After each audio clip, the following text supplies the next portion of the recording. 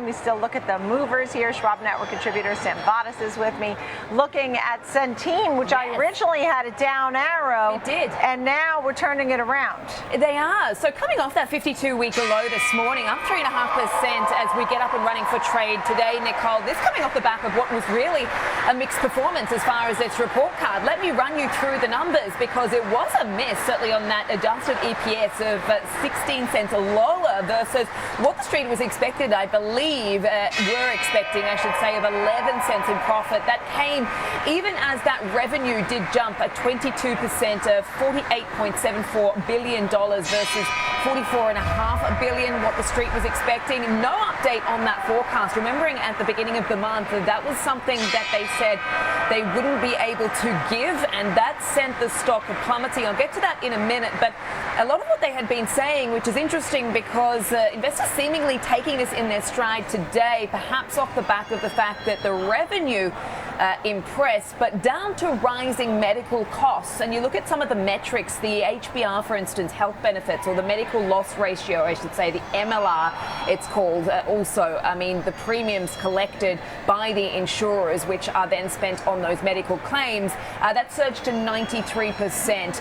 So that was up and above the estimates as well. So, as I mentioned, things have been looking a little bit choppy in the pre-market. Year to date, it was down around 50% or so at last check, and a lot of that had been down to what we'd seen earlier this month, that 40% decline, which I believe was the worst one-day dropper in the company's history, off the back of pulling that forecast at the start of that month unexpectedly, and they were putting this down very much to the weak data that they'd been seeing. So after that surprise announcement leading up to this report card, we had seen a number of analyst downgrades, lowering the price targets from the likes of Jefferies, UBS.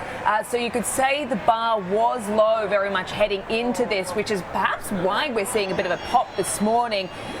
Things did look a little bit worse than expected, certainly when you look at the EPS. But, you know, I mean, when you take a look at the analyst activity, it has been mostly negative, as I mentioned. Downgrades issued by the likes of Bank of America, Morgan Stanley, Piper Sandler, Mizuho analysts slashing the price target quite heavily from 71 to 40 earlier. So it's not been a great year, as we know, for these health insurers, and we had seen similar moves in some of its peers as well, alongside Centene. And, you know, it's amazing because the results were even worse than feared. Yeah. This is the first miss the company's had in over a decade. Yeah. And the sell-off was pretty sizable, but now they're biting. I mean, even despite the fact that this company says they see some pressure going forward, but they're biting. But the analysts, I don't know, I saw some price target cuts.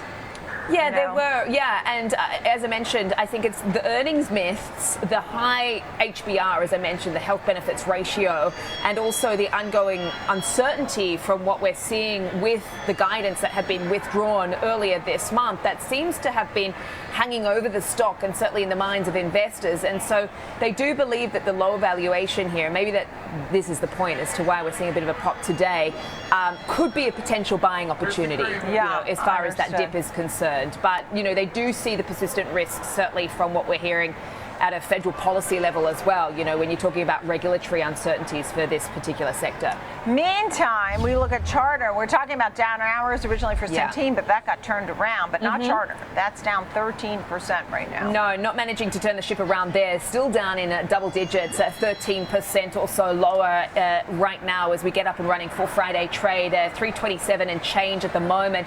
Coming off the back of a report card which seemingly failed to impress if you look at the reaction this morning. So let me run you through the numbers. EPS of $9.18 versus the estimates of $10.05, and revenues of $13.77 billion, which was almost roughly in line there. It had been down 6% in the pre-market, so we're seeing things taking even more of a leg lower as we get up and running for trade.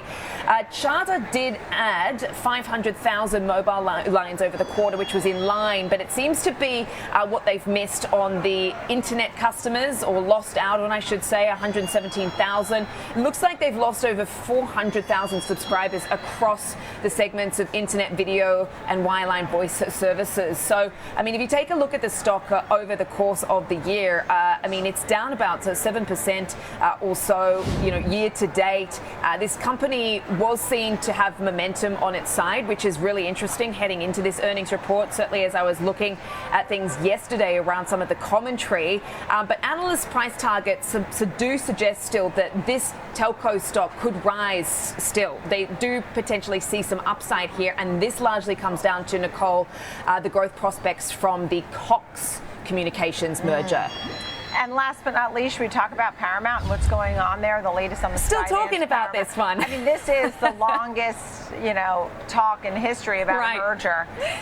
Yeah, it is. But now what we've heard is that the FCC has approved this one. So it's past that regulatory hurdle now, Nicole. So that seems to be what the street is cheering here as far as Paramount shares this morning, up 2.2%.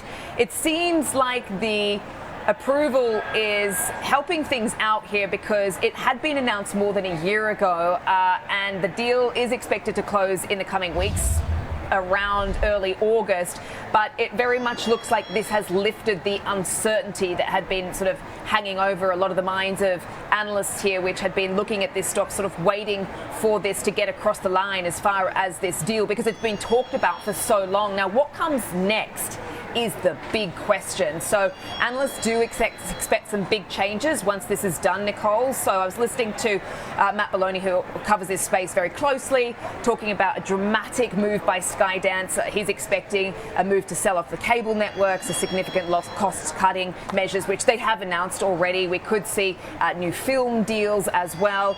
And the swift move could come because, to our point, they've just had so long to figure it out. Yeah, and I saw they were going to hire an ombudsman for 2 years to help to mediate the commentary, whether or not it's biased or things like that. I think that's an interesting move too. I didn't anticipate that. It is interesting because when you look at the dynamics here as to a lot of the conversations out there, and I won't get into it too much, but there has been some views out there as to whether some of the thoughts around what they might do next could be economic related or politically related, and so that obviously is something that they're going to be looking at very closely. There's a lot of wood to chop here. As I mentioned, Skydance has talked about cuts. There's been conversations around what to do with CBS, Nickelodeon. Part of this is obviously to run Paramount Plus, and so what they're obviously trying to do, companies we're seeing across the board, Nicole, trying to do more with less, and so whether we're going to see more shows with less money is the big question. But I have seen that the Paramount price target is raised to $11 from $10, but we're looking at 13 already. So yeah, I mean, there could be some downside here off the back of what we see with what happens next. Well, so it's nearly done. It's just about done, not exactly. Exactly. Okay, Sam Vadas, great to see you. Thank you so much.